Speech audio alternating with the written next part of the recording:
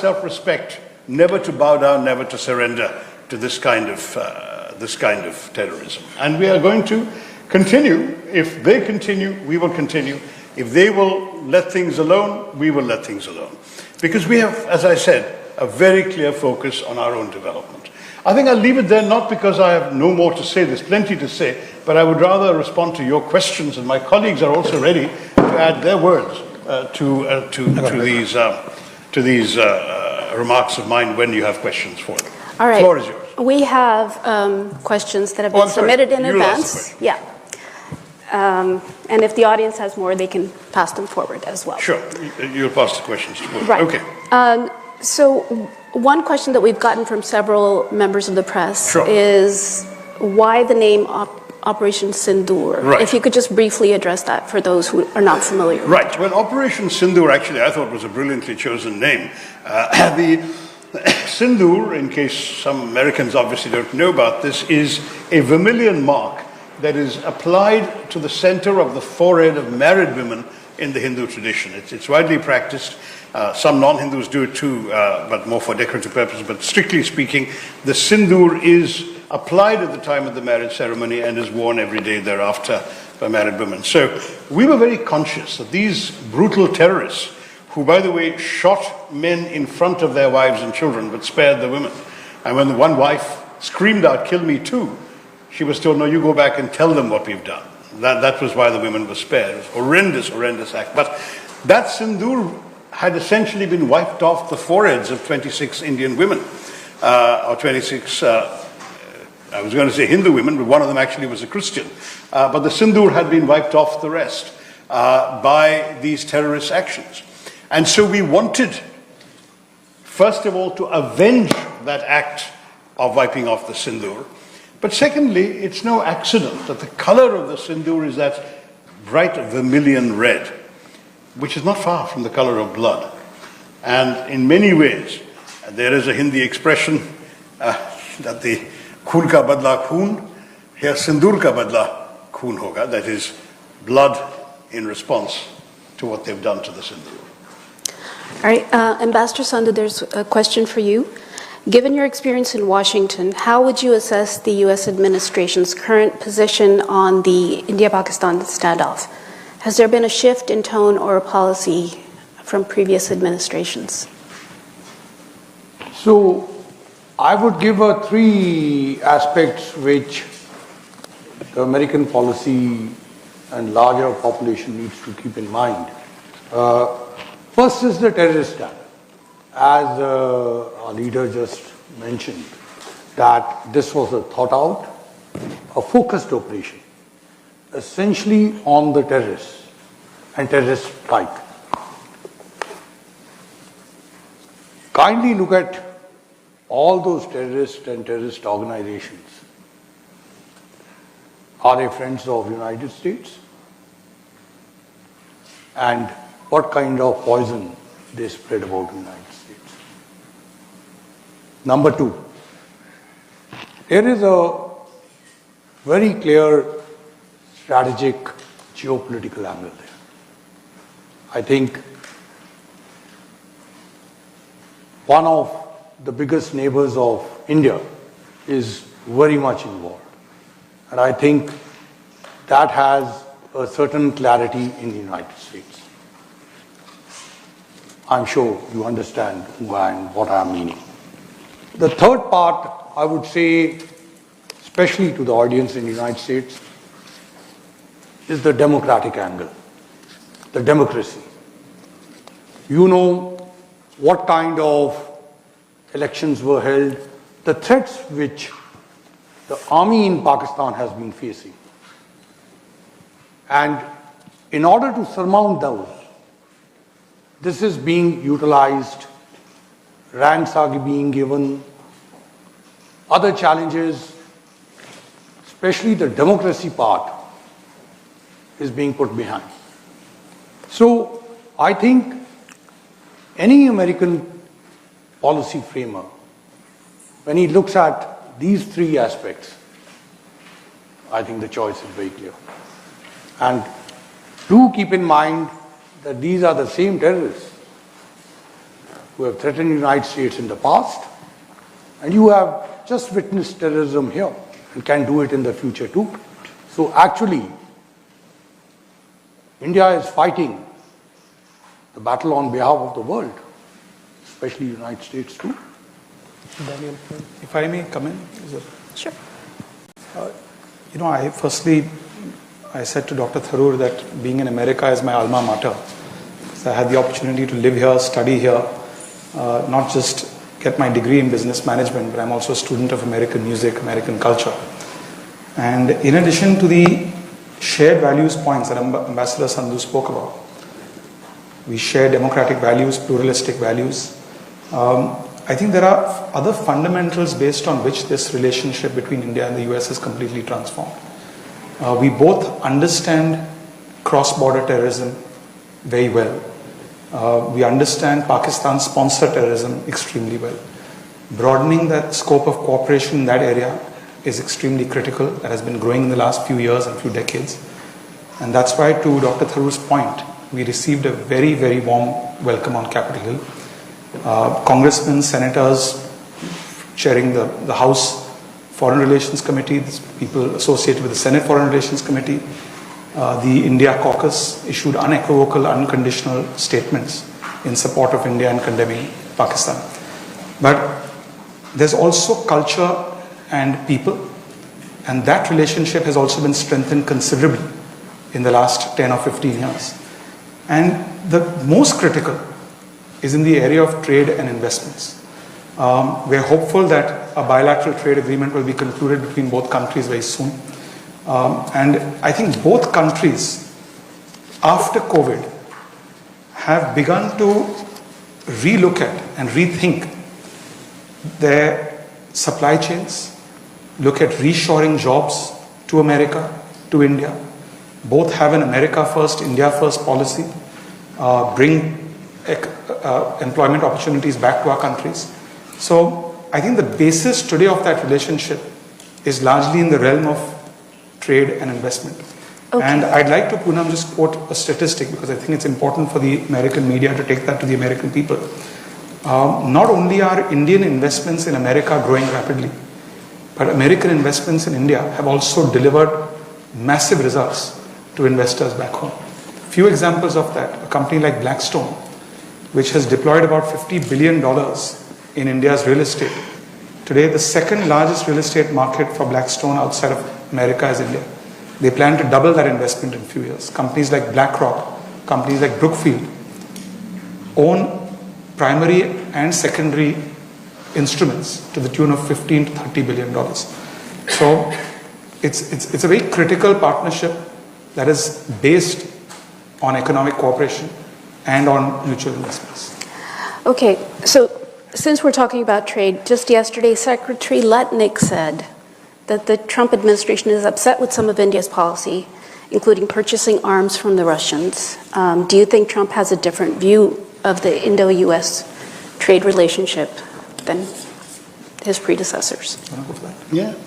Go ahead. No, go ahead. No, I mean, as far as I'm aware, this may not be an entirely, shall we say, up-to-date answer because I'm not involved in none of us is involved in the trade talks, but we have actually seen a steady change in the pattern of dependence on certain weapon suppliers. Historically, yes, we were major suppliers of Russian equipment. We still need a lot of Russian spare parts and so on, but it's come down a lot from the peak.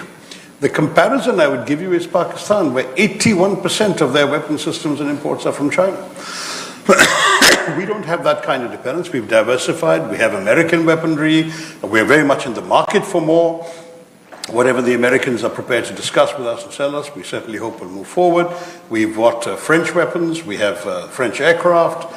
We've also got a lot of Israeli equipment. So we're diversifying. It's not that we are particularly dependent on weapons from any one country, though there was a time when this comment may have been true, that is, that we were overly dependent on the Russian weapons in the days of the Soviet Union particularly. I don't think that's an accurate portrayal of the situation today. Okay. Well, you mentioned aircraft, and the question in a lot of people's minds is how many aircraft did India lose? We do know that there was some loss of aircraft, but not how many in this latest conflict. We're not military folks, and our military are the only ones who really keep track of all of these things. But, I think the important message that came out was, whatever may or may not have happened in the course of a conflict, neither side, by the way, talks about losses very much. And that's partially because you know very well that operational details are very closely held with the senior military people. But I can tell you one thing, whatever may or may not have happened, look what happened on what turned out to be the last night of the conflict, when India not only effectively struck 11 airfields of the Pakistani military, but there are commercially available, publicly available satellite pictures showing the extensive damage done. There's been craters on the runway, there have been operational command centers that have been bust by these Indian bombs, and just yesterday, the Pakistanis publicly admitted that Indian strikes were so wide-ranging and effective, they struck from as far as Hyderabad in South Pakistan to Peshawar in the northwest. So it looks very clear that whatever damage the Pakistanis believe they may have inflicted on India, it wasn't sufficient to prevent India from inflicting such extensive damage on Pakistan that they decided to request us to stop, which we're very happy to do. Okay, so India's maintained that the ceasefire occurred when the Pakistani DGMO called the Indian DGMO, requesting for a cessation of hostilities. Pakistan has been playing up the role of the US, and President Trump, even as recent as, I guess, a couple days ago, he keeps saying that he used trade to stop the war. See, that's not the impression I have. I can tell you that it was a public record that there were calls coming from various foreign ministers to our foreign minister, to our national security advisor. The US was amongst the most active in this regard, and that Secretary Rubio spoke to his Indian counterpart, Jaishankar. He also, in his second hat of NSA, spoke to his counterpart, Mr. Doval. At one point, Mr. Vance, the Vice President, called our Prime Minister. So there was a lot of calls being made, and that's true also the foreign ministers of the UAE, of Saudi Arabia, France, and so on. Many countries were concerned. My understanding is, in none of these calls was trade ever mentioned, not one. And certainly our information is that from our side, we gave a consistent response throughout, which corresponds to what I've just said to all of you, that we are only taking retribution for a terrorist attack. We are not interested in prolonging this conflict. If Pakistan hits us, we will hit back because we have a right of self-defense. If Pakistan stops, we'll stop. So we didn't need persuading to stop. And that message was given regularly to everybody else who called. I know that some of this was actually out on the sort of Twitter timeline of our foreign minister. So it was an open thing that we're talking to people and letting them know we're ready to call this off anytime the others do. And the others were the ones who were prolonging it. Only Pakistan had one foot on the escalatory ladder, not India. In every case, they initiated, we retaliated. When they stopped, we stopped. That's the way that it came to an end. So critics argue that India hasn't presented enough concrete evidence to the international community regarding Pakistan's role in the Pahalgam attack, and as per the Indian government, the success of Operation Sindoor as well. How would you respond to that? Mr. Suri, would you like to take that question? Poonam, I think this is not the first time that Pakistan has orchestrated an attack against India and claimed to not have any role in it. The very first attack that they orchestrated was right after independence, 1947. They sent Pakistani armed military men, and they said it was Pakistani raiders who went. They said, we have nothing to do with it. But then it was the Pakistani army. This was not the first time. Even in 1998, Kargil, it was again Pakistani military which was directly involved in the aggression. But they again claimed no responsibility. So much so that when the bodies of the soldiers were retrieved, they were not ready to take them back. Can you expect, is there any other country in the world that would do that? Pathankot, we invited them to conduct a joint operation in one of our air bases, 2611 in the city of Mumbai. Joint investigation happened in Mumbai. Dossiers were presented, not just to Pakistan but to the international community. Pakistan did nothing. This time around in Pahalgam,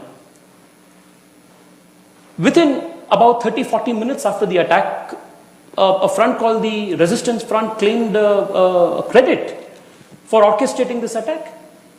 And it was on their website for almost a whole full day until somebody in Pakistan, their handlers told them to take it down.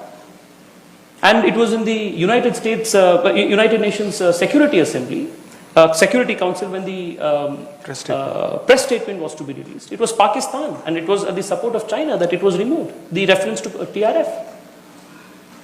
And the picture that has been going around on social media, where funerals of the terrorists attended by military-clad army men, is again a testimony to the deep nexus between Pakistani army, Pakistani ISI, Pakistani government and the terrorists. So this has gone on for a very long time. And I just want to, on the objective that we had set out to achieve. The first attack was with respect to the 9 terrorist bases. All the 9 terrorist bases that were attacked are on the UNSC 1267 list. It was not that India came up with a fictitious list. And the attacks on the 10th, 2 things prove India's capability. One, there are multiple satellite images available in public domain. Right, and we've That covered... has been accepted. And the fact that the Pakistani DGMO called the Indian DGMO, his counterpart, and requested for a ceasefire is further proof. So in your visits to the countries that you visited so far, has the delegation presented more concrete evidence of Pakistan's complicity in the attack? Look, evidence is a curious way of putting it, because in very many cases, in fact, in the bulk of the cases of the more than 40 to 50 terrorist attacks inflicted on India since the turn of the century, in every case, Pakistan has denied it, and in every case, their complicity has been established. Denial is standard fare for them. So you found Mumbai, 2008, where 170 people, including many American citizens, were killed in 5 locations in Mumbai. What happened? The Pakistanis said it wasn't them. Immediately, one of the killers was captured alive, and it turned out not only to be Pakistani, his family, his address, where he was trained, who trained him, everything was out there. You had the chilling recordings taken by Western intelligence agencies as well as Indian ones, of the voice of the Pakistani handler giving minute-by-minute instructions to the killers in Mumbai to continue killing. This kind of evidence, plus the evidence from the interrogation Kasab, was also provided to the Pakistanis. Entire dossiers were put together. Right. Not one person has been prosecuted, not one person has been punished by the Pakistanis. The US, using the same evidence, has jailed David Coleman Headley for planning and plotting this attack, and Tahawoor Rana has been extradited to India, who is a Chicago-based conspirator in this particular thing. So we're showing you that despite the collection of evidence, there is actually no corrective action. So beyond the point, one piece of evidence, Poonam, is a long pattern of conduct. And don't ever forget that the Pakistanis also said they had no idea where Osama bin Laden was until he was found in a safe house right next to an army camp in a cantonment city. So Pakistan denials are not worth anything, frankly. Second is that the Resistance Front is a known proxy for the LET, the Lashkar-e-Toiba, headquartered in Pakistan. And the TRF evidence was given first, not just for this thing, but for their activities, was given first to the UN committee by India in December of 2023. So we've had repeated attempts, 4 attempts, to get the TRF listed. The fact that the TRF then claimed credit for this grotesque attack and did so in less than an hour after it took place, when most of the world didn't even know it had happened, shows their complicity. And third, frankly, our intelligence agencies don't unleash the Indian army or the Indian military without serious work. They have done their bit, and they have identified with names and photographs 4 of the 5 killers, 2 of whom are Pakistani, and 2 of whom were known to be locals who had gone to Pakistan for training 10 years ago and who clearly came back. So we are 100% sure we have the evidence we need. Those kinds of classified evidence that will not be shared with the public I'm sure. No, not with the public, but Poonam, With the intelligence agencies of friendly countries, I'm sure there's been some conversation. But Poonam, can I answer a Sure. specific question? You Okay. asked us whether the countries we visited have brought this up. Firstly, nobody will bring it up because, as Dr. Tharoor mentioned, Pakistan has no international credibility. And the first response we received from anyone we've met, from Guyana to the United States, is that we understand Pakistan is a, if you want to call it a rogue state, a banana republic. And people very clearly understand that India has nothing to gain by responding to Pakistan unless there's credible evidence. That's right. So that point is a very critical point. That's why when you ask this question, I sometimes wonder who would be asking us to prove something against Exactly. Pakistan when the whole world knows that. all right, I From know. Osama bin Laden to 2611 Right. to being a terror haven. People understand India has a lot going for it. People understand both countries attained independence around the same time. Pakistan is today a failed state. It's dependent on IMF bailouts. India is the fourth largest economy in the world. It's growing at 6.5%. We have nothing to gain by engaging with Pakistan. All right, thank you, Mr. Dare. I just want to keep moving to, because we have so many questions from journalists here. So David Brunstrom from Reuters, what role has the U.S. played in encouraging talks between India and Pakistan? I think the US has understood for some time now that India has a very clear position that there will be no talks with a gun pointed at our head. It's not that we can't talk to Pakistan. I was joking the other day, we can speak all the languages they can speak. And we're very happy to dialogue with them in any of those languages. The problem is we will not dialogue with people who are pointing a gun at our heads. I mean, frankly, if your neighbor unleashes his Rottweilers to bite your children, and in fact to do worse to your children, and then says, let's talk. You think you're going to talk to him until he either unleashes those Rottweilers or locks them up in a kennel or puts them to sleep? It's as simple as that. You're not going to talk to people who are pointing guns at your temples. It's not going to happen. We have another question from Sriram Lakshman of The Hindu. What concrete outcomes have been agreed upon or do you expect will be agreed upon from this visit in terms of U.S. actions with regard to Pakistan? Forgive me. May I look at that? I seem to have a slight audibility problem here with what concrete outcomes have been agreed upon, I see. We aren't really here to negotiate outcomes. That's the job of the government. Our job is to enhance understanding, to clarify our position and to explain if there are any questions or misapprehensions on the part of our interlocutors. We'll be very happy to address them. There wasn't a specific seek on our part beyond that. It's not that we've come here saying, would you do this for us? That's not what this is all about. And that's true, by the way, of every country we've been to. We're just saying, this is our position, we want you to understand, and if you have any questions, we'll answer them, but that's it. We're not asking them to do anything other than to understand our point of view, to express their solidarity, and to stand with us if it happens again. I mean, we have no illusions. These buildings we've destroyed in the terror camps can be built again, 6 months, 9 months, who knows? The problem is, if they think they can keep doing this to us, they've got another thing coming, because we are not going to take it. If they hit us, we will hit them back. And we want the world to understand not only what just happened, but what could happen again if Pakistan does not control these elements on its soil. Ambassador Sadhu, what further diplomatic or economic actions does India plan to take through institutions like the United Nations or the Financial Action Task Force? I think there's already been public statements on that. I think most important aspect is for the entire world community to understand and urge the Pakistan leadership to move away from terrorism as part of its policy.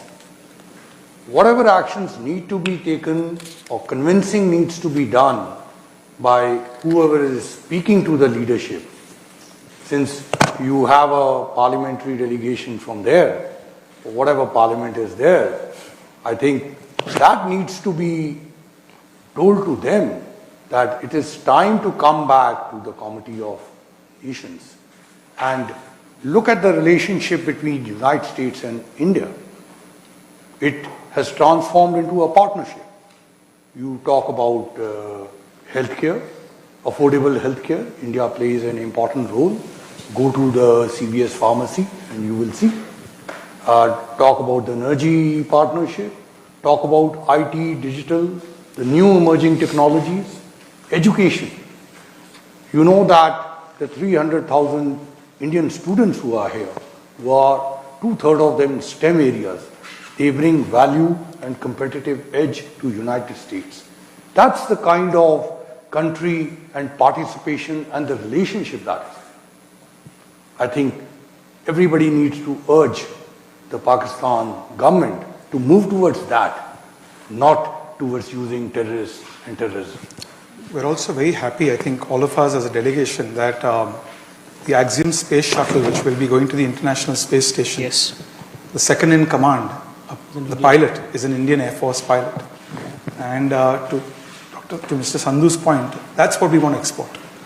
We want to export culture, we want to export engineers, we want to export technology, and that's what we really bring to the world. It's unfortunate that a young politician from Pakistan, who should be spending more of his time in fixing his own country, is in the US defending some of those who may be responsible for assassinating his mother.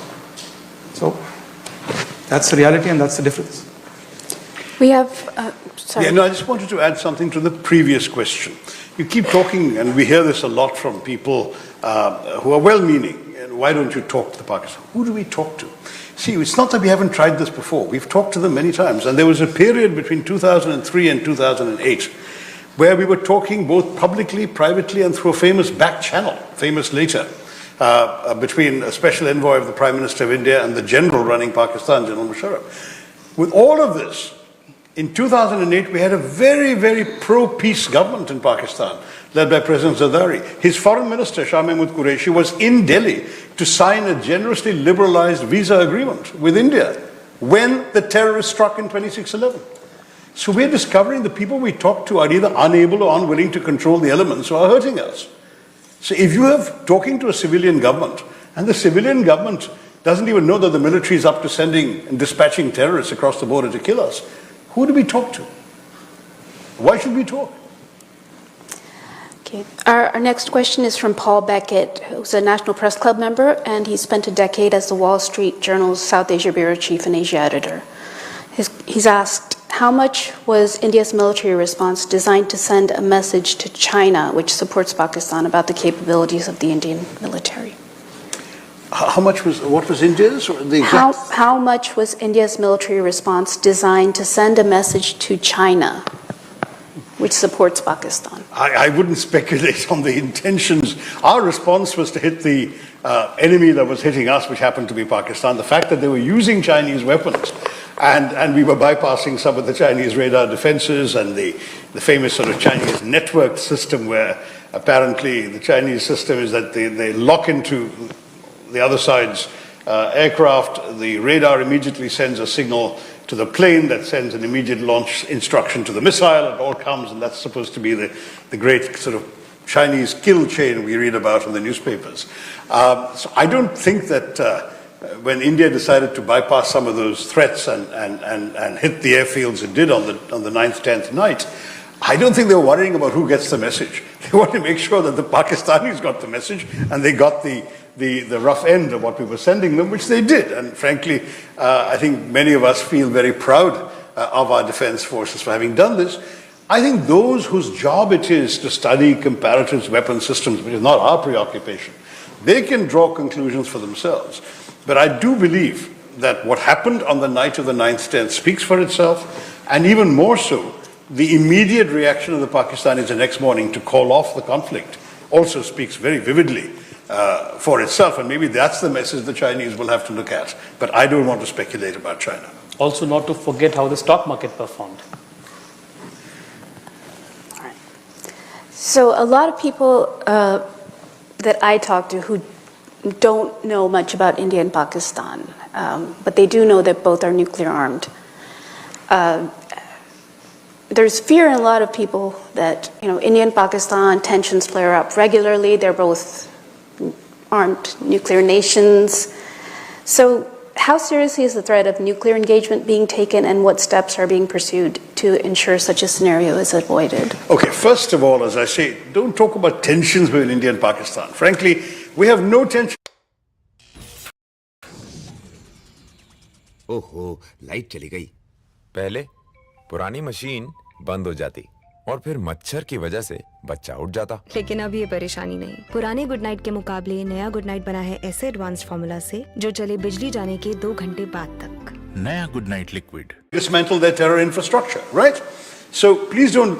There's a big flaw in some of these assumptions that there is equivalence between India and Pakistan as if they're two sides of a chain. The fact is that there can be no equivalence between terrorists and their victims. There can be no equivalence between a country that's needling another country and sending terrorists across to bleed it with a death by 1,000 cuts, in the famous phrase of a Pakistani general, and those who are trying to defend their own territory, their own sovereignty, their own people.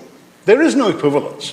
So as far as we're concerned, please don't think of it in those terms at all. But since you've asked, the bottom line is we, in all our actions, have acted so responsibly that we are a long way shy of anything remotely approaching a nuclear threshold. When I say that our first strikes were only at terror bases, we did not even hit any Pakistani military installations until they started sending missiles and drones our way.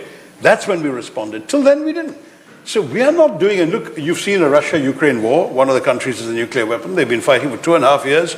There's been far more devastation and destruction taking place, and yet there has been no resort to nuclear threats or nuclear weapons or whatever. I think that India-Pakistan is way, way, way short of that. We're talking in this case about an 88-hour conflict. We didn't even engage any ground troops. I don't think either country was able to penetrate the airspace of the other. It was drones, missiles, artillery shells, this sort of stuff. And it was a battle in some ways also between defense systems, in which I'm pleased to say we seem to have come out of it rather better, because there are no reports of any extensive damage in India, whereas lots and lots of downed drones and downed missiles have been found on the ground. None of them have done any major damage. So if you want to compare defense systems, that's maybe the more interesting comparison, not nuclear systems. Could you elaborate on the nature of recent conversations between India and China in the context of maintaining regional peace and security? Well, recently I would not say there have been any significant conversations. There was a significant thaw in the tense relationship between our countries, starting with September of 2024, when our foreign minister met his counterpart, our national security advisor met his counterpart, the generals on both sides talked to each other, and there was a certain agreement reached to ease some of the tensions on the border that had begun when China killed 20 of our soldiers on the border in June 2020. Now that process of thawing had begun barely 7 months ago, when this particular unpleasant terrorist incident and subsequently the conflict with Pakistan, even for a few days, erupted, during which time China was unconditionally supporting its all-weather friend, Pakistan, including in the Security Council on things like the statement one of my colleagues has mentioned. So I don't think that we've had much cause to talk to them very recently. But the earlier process of thawing reflected a strategic choice on the part of both countries to dial down tensions and cooperate. And I think they will now have to see whether in the wake of what has happened, one can just go back to business as usual, or whether further discussion and dialogue is required. I think this is a process which at the moment is beyond the remit of my colleagues in this delegation and me. But I can say that there was a process that was very positive along the lines that your question asks, but it didn't frankly get revived after the 22nd of April. Ambassador Sandhu, in the context of the Quad, do you believe India's participation has translated into strategic support during security crises, or does it remain largely a maritime and economic framework? See, the Quad has been a developing story. You know from where it came and how it has moved. It's a much wider partnership. I think during the COVID period we saw, and that process is moving ahead. From what I have read, the next foreign ministers meeting is going to take place in Washington soon. And there are a number of clear projects, especially in technology and many other areas, healthcare, that Quad is undertaking. So I presume that will continue further, and that process which began years ago